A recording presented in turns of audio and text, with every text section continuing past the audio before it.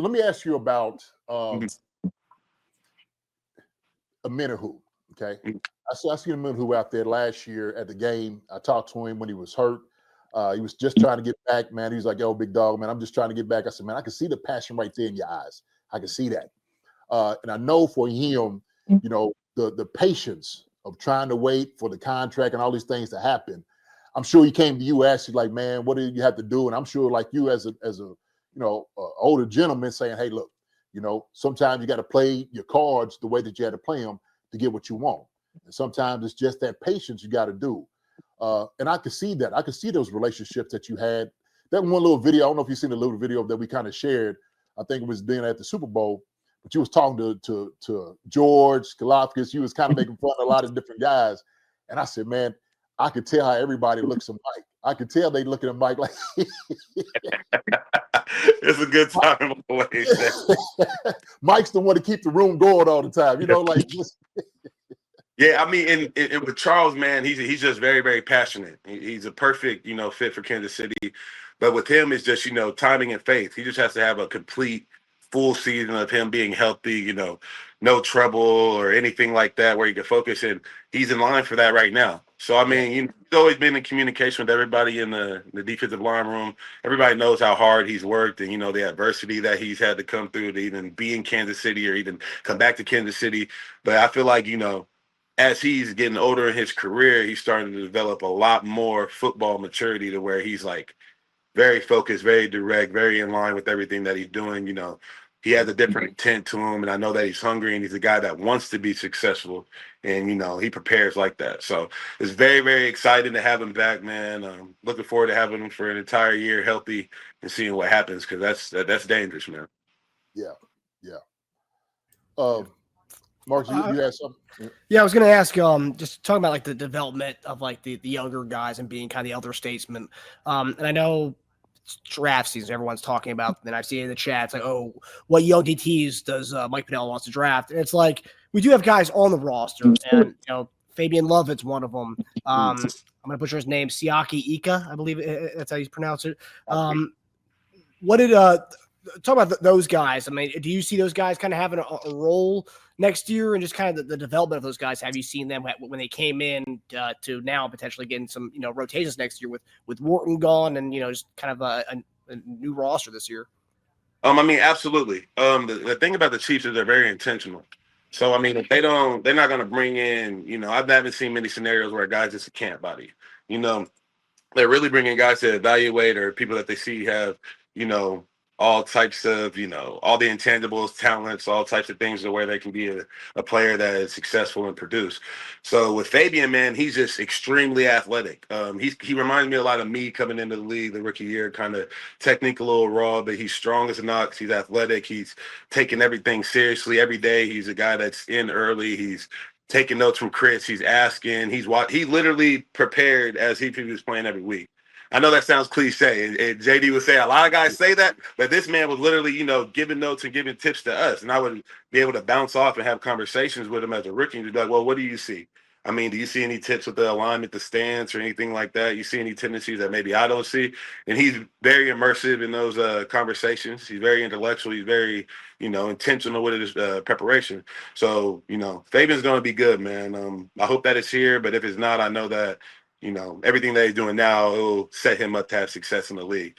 Siaki, he came to us late, but he's a great personality, man. He's a big body. He's explosive with his first step. He's kind of just a guy that has to hone in on being a dominant player on rundowns, and then he'll be able to have success where he wants to. That takes a little bit of time in this league, but being here, how we prepare, the coaches we got, all you got to do is sit down and take notes. I mean, I know, I've been in a bunch of places, but being in the Kansas City building, I feel like there's multiple Hall of Fame coaches at every level that we're learning from on a daily basis. And like JD can explain, I mean, that's something that, you can't take for granted. That's something that's not everywhere. We have a head coach that's going to be in the Hall of Fame, a DC that's going to be in the Hall of Fame, and a special teams coach who's going to be in the Hall of Fame that has league-wide respect. So when these guys are speaking and these guys are telling you about techniques, you don't have to second guess it.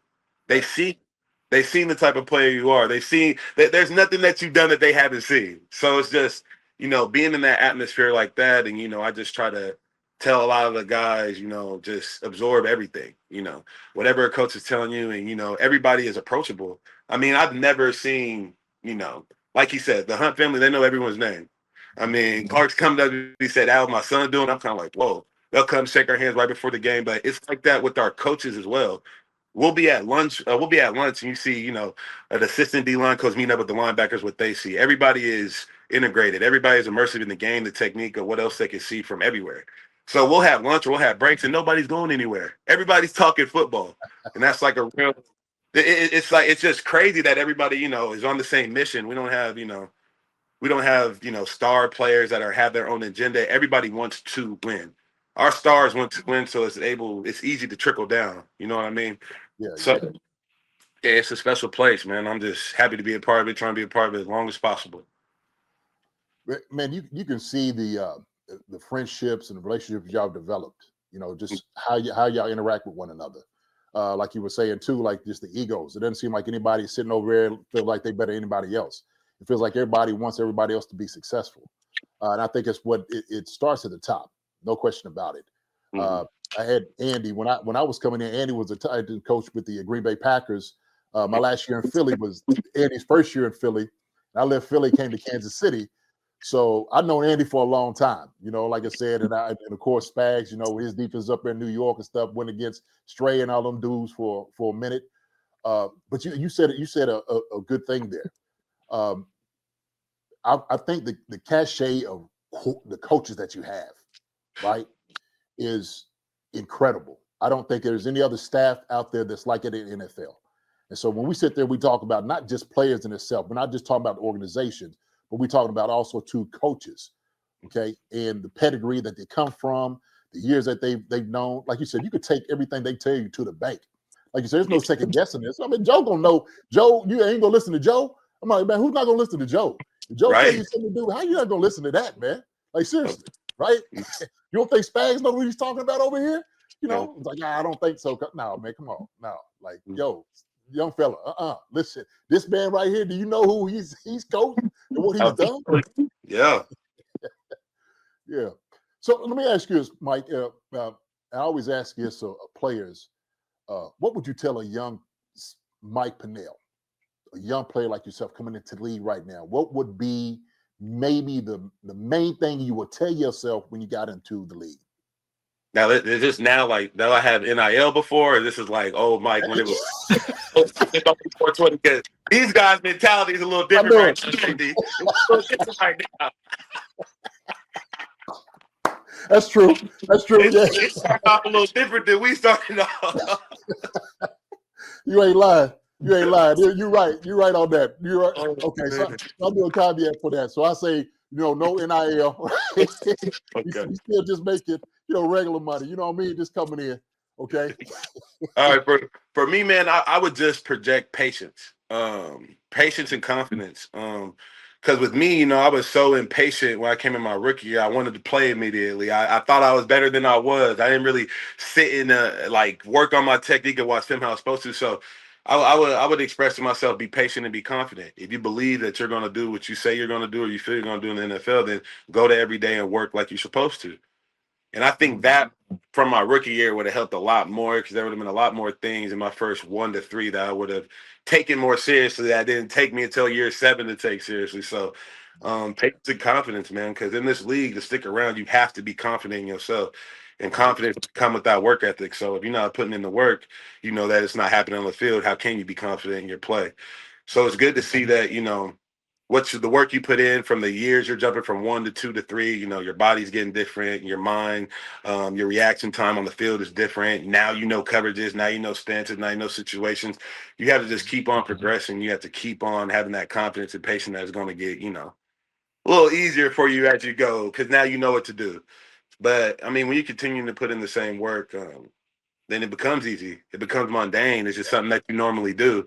And that's just something that I would always tell my younger self to do, because I could have just been way better than I was earlier. You know what I mean? So I'm grateful for how I was, but patience and confidence, man. Hi, everybody. Thanks for watching. Subscribe here to get the latest from the show. Also, be sure to check out the best clips from Chief Concerns.